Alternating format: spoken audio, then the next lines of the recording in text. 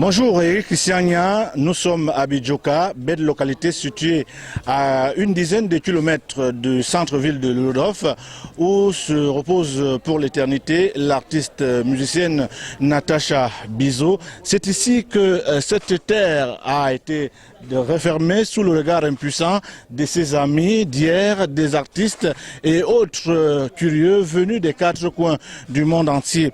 Et avec moi, j'ai l'un de ceux-là qui ont fait la notoriété de Natacha Bizo. Il est arrangeur de musique. Il s'agit de Foué Nemro.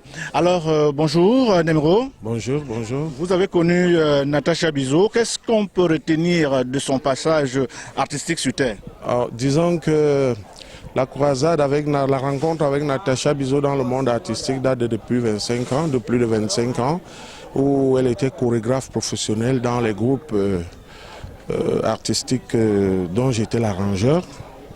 Et nos premières tournées allaient hors du Cameroun, en Guinée équatoriale et tout, mais alors c'est de retour de ces tournées qu'on a découvert en elle la volonté de s'exprimer dans le monde artistique comme auteur-compositeur.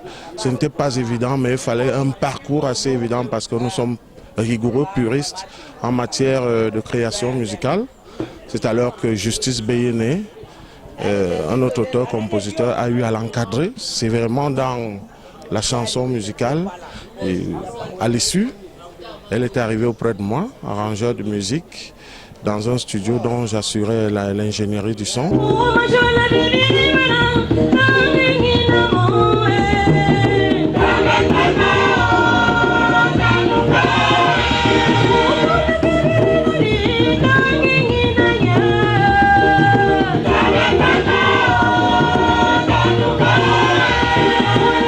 Tristesse et consternation à Bidjoka, dans l'arrondissement de Bipindi, village qui a vu naître en 1969 l'artiste musicienne Germaine Natacha Adouré Bizo.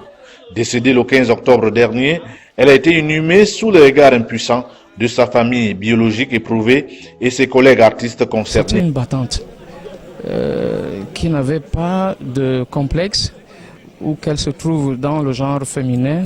Elle chantait la musique Bikoussi en langue Ngumba, en langue Ewondo. C'est une chanteuse qui nous a fait passer des moments d'ambiance palpitants. On va vraiment la pleurer, elle va nous manquer. Des différents témoignages, il ressort que Natacha Bizo était une dame au grand cœur et toujours à l'écoute des autres. C'était une dame de cœur. Vous pouvez voir quelle est la convergence des personnes qui sont venues cet après-midi en ce lieu pour l'accompagner.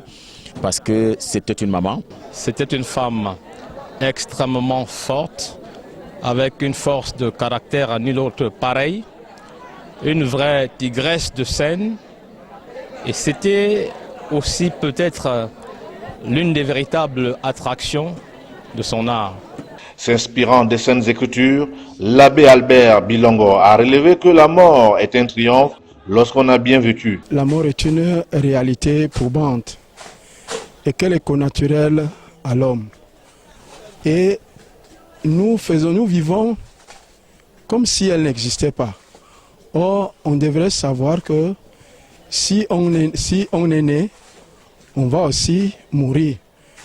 Je peux faire un parallèle.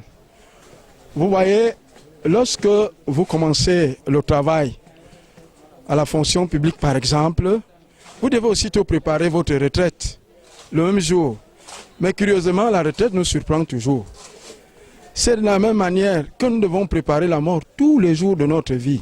Par la suite, il a recommandé l'âme de la défunte au Seigneur. Voilà, Eric, c'est ici que s'achève donc le parcours terrestre de Natacha Bizo, cette digne fille du département de l'Océan.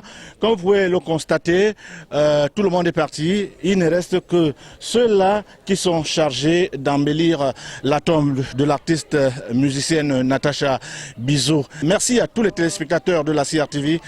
Bonjour.